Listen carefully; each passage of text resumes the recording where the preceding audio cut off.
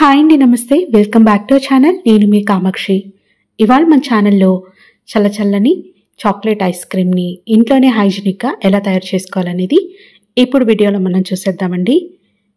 ఇప్పుడు ఈ ice cream ఎలా తయారు చేసుకోవాలనేది చూసేద్దాం. ముందుగా ఒక మిక్సింగ్ బౌల్లోకి ఫ్రెష్ క్రీమ్ని యాడ్ చేసుకోవాలి. ఫ్రెష్ క్రీమ్ యాడ్ చేయడం వల్ల ఐస్ క్రీమ్ టెక్స్చర్ అనేది చాలా బాగుంటుందండి. సో సింపుల్ అండ్ ఈజీ మెథడ్లో ఐస్ క్రీమ్ని మనం ప్రిపేర్ చేస్తున్నాం కాబట్టి ఫ్రెష్ క్రీమ్ని ఇక్కడ నేను యూస్ చేస్తున్నాను. ఇక్కడ నేను 2 ప్యాకెట్స్ తీసుకుంటున్నానండి, 250 mlవి.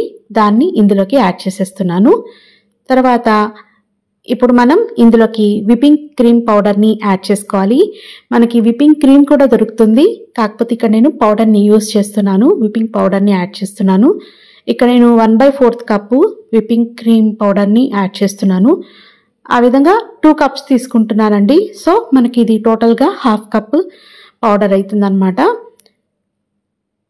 ఇప్పుడు ఫ్రెష్ క్రీమ్ యాడ్ చేసాము, విప్పింగ్ పౌడర్ కూడా యాడ్ చేసుకున్నాము. నెక్స్ట్ స్వీట్నెస్కి తగ్గట్టుగా కండెన్స్డ్ మిల్క్ని యాడ్ చేసుకోవాలి. ఇక్కడ విప్పింగ్ పౌడర్లో స్వీట్నెస్ అనేది ఉంటుంది కాబట్టి తక్కువగా ఇందులోకి కండెన్స్డ్ మిల్క్ని యాడ్ చేసుకోవాలి. మీరు మీ స్వీట్నెస్కి తగ్గట్టుగా వేసుకోండి.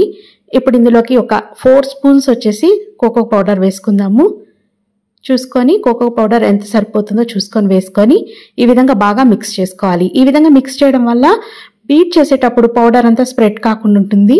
అందుకోసమే ఈ విధంగా మిక్స్ చేసి ఇప్పుడు ఎలక్ట్రిక్ బీటర్ తీసుకొని 5 స్పీడ్లో దీన్ని మనం ఒక 7 మినిట్స్ ఆర్ 8 మినిట్స్ బీట్ చేసుకోవాలి. మీ దగ్గర ఎలక్ట్రిక్ బీటర్ లేకపోతే విస్కర్తో అయినా చేసుకోవచ్చండి, కాకపోతే కొంచెం టైం టేకెన్ అనమాట. ఇలా బీటర్ ఉందనుకోండి, మనకి టెక్స్చర్ అనేది క్రీమీగా వస్తుంది అండ్ అంత శ్రమ కూడా అనిపించదు అనమాట. సో ఈ విధంగా బీట్ చేసుకోవాలి. చక్కగా క్రీమీ టెక్స్చర్ వచ్చేంత వరకు బీట్ చేసుకోండి. ఈ విధంగా చక్కగా బీట్ చేసుకున్న తర్వాత మీ దగ్గర చాక్లెట్ ఎసెన్స్ ఉందనుకోండి, ఎసెన్స్ కూడా యాడ్ చేసుకోవచ్చు. నేనేం ఎసెన్స్ వేయటం లేదు, ఆల్రెడీ నేను కోకో పౌడర్ వేసుకున్నాను కాబట్టి నేనేం వేయటం లేదండి. సో చూసారా, ఈ విధంగా క్రీమీ టెక్స్చర్ వచ్చేంత వరకు బీట్ చేసుకోవాలి. మీరు ఎంత బాగా బీట్ చేసుకుంటే ఐస్ క్రీమ్ తినేటప్పుడు అంత క్రీమీ టెక్స్చర్ వస్తుందన్నమాట. సో అందుకోసం ఈ విధంగా బీట్ చేసుకోవాలి.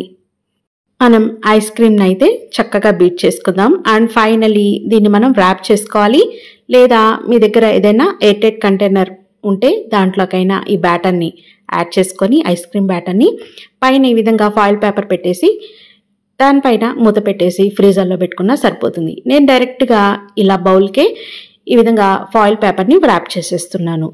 ఇలా చక్కగా వ్రాప్ చేసుకొని ఇప్పుడు మనం దీన్ని డీప్ ఫ్రీజ్లో పెడదాం.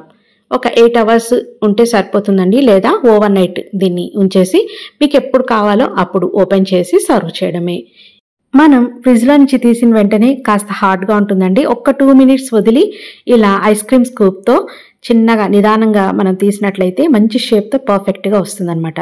సో చూసారు కదా, ఈ విధంగా ఐస్ క్రీమ్ని సర్వ్ చేసిన తర్వాత గార్నిషింగ్గా దీనిపైన కాస్త హర్షీస్ చాక్లెట్ సిరప్ని ఈ విధంగా గార్నిష్ చేసి అండ్ ఫైనలీ దీనిపైన కొన్ని డార్క్ చాక్లెట్ చిప్స్ని యాడ్ చేసి సర్వ్ చేయండి. పిల్లలైతే ఇష్టంగా తింటారు. 100% హైజీనిక్ రెసిపీ అండి. ఇందులో ఎలాంటి పౌడర్స్, ప్రిజర్వేటివ్స్ యూజ్ చేయకుండా మనం ప్రిపేర్ చేసుకున్నాము. ఇంట్లో ఈ విధంగా హైజీనిక్గా ప్రిపేర్ చేసి ఇవ్వండి, పిల్లలు కూడా ఇష్టంగా ఎంజాయ్ చేస్తారు. నచ్చిందా ఈ చాక్లెట్ ఐస్ క్రీమ్? నచ్చితే కనుక తప్పకుండా లైక్ చేసి షేర్ చేయండి. మరిన్ని వీడియోస్ కోసం ఛానల్ని సబ్స్క్రైబ్ చేయడం మాత్రం మర్చిపోకండి. నెక్స్ట్ మంచి మంచి వీడియోస్తో, రెసిపీస్తో మీ ముందుకు వస్తాను. అంతవరకు బాయ్ అండి, టేక్ కేర్.